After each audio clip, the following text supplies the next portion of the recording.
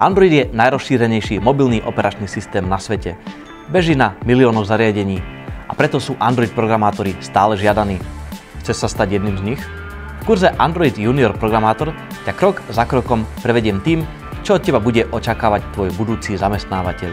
Prejdeme si praktické úlohy, technológie a aj pohovorové zadania presne tak, ako to funguje v reálnej praxi.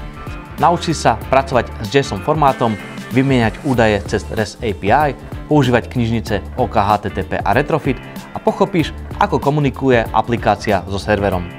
Ukážem ti, ako oddeliť logiku od grafického rozhrania, ako ukladať dáta v aplikácii, ako pracovať s lokálnou databázou, ako získať povolenia pre notifikácie či GPS a tiež ako aplikáciu pripraviť na publikovanie v Google Play.